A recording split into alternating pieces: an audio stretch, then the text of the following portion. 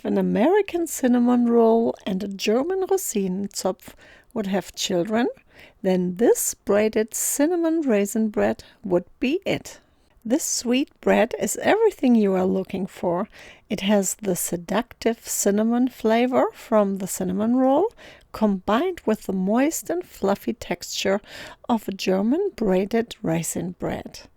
And if you don't like raisins, you just can leave them out and it will still be super delicious. I swear, this bread will not survive more than a couple of days in your house. Let me show you how you can make this wonderful German-American fusion recipe at home. And as always, you can find a link to the recipe in the video description. Leave me a comment or a like if you like the idea of fusion recipes and if you would like to see more of them. Or perhaps you have another wish of a recipe that you would like to see here. Start with adding the raisins to a small bowl, cover them with hot water and set the bowl aside. In another small bowl, combine yeast and sugar and add the lukewarm milk, then mix well and set it also aside. Then beat the egg and the egg yolks until the egg yolks and the egg whites are well combined. Place the flour into a stand mixer bowl and form a well. Then add the milk yeast mixture, the eggs, vanilla powder and salt to the well. If you don't have vanilla powder, you can use vanilla extract. Knead everything on medium-low for about 5 to 7 minutes. Then add the soft butter, about 2 tablespoons at the time, and knead until well combined. This will take you about 3 to 5 minutes. By the way, a little trick is to cut the butter into small cubes if you don't have soft butter on hand, and then just place it into the microwave for about 15 seconds. I already drained the raisins well, as it's time to add them to the dough. Knead the dough for another 1 or 2 minutes until the raisins are well distributed. Then shape the dough to a ball.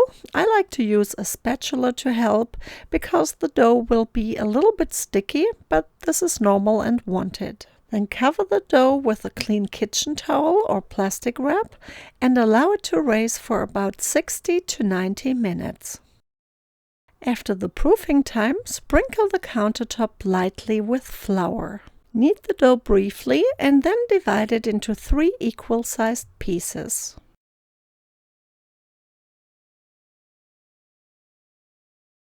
Roll each piece to a rope of about 10 inches in length.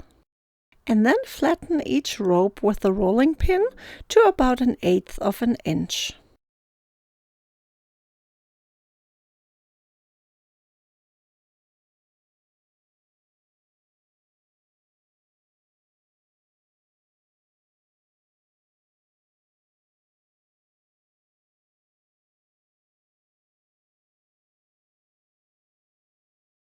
For the filling, I mix cinnamon, vanilla powder, brown sugar, and melted butter.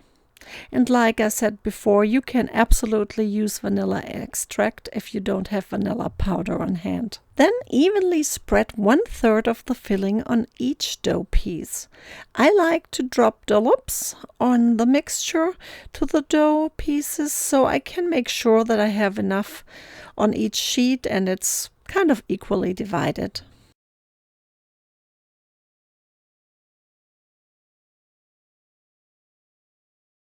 Now we are almost ready. You just need to roll up each rope from the long side. And then braid the ropes and pinch the ends and tuck them under to seal. Place the braided bread on a with parchment paper-lined baking sheet, cover it with plastic wrap and allow to rise for about 30 to 45 minutes.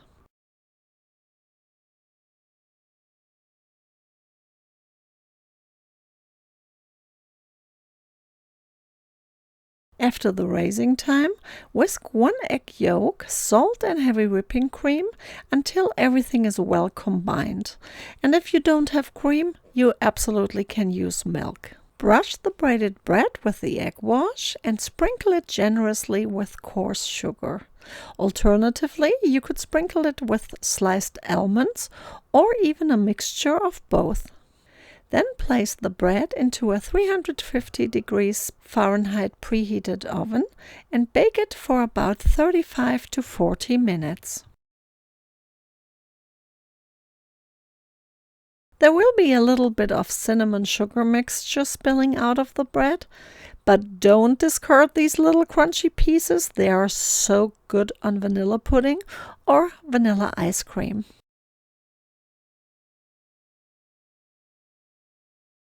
I hope you will give this recipe a try and post a photo of it in our Facebook group. Guten Appetit!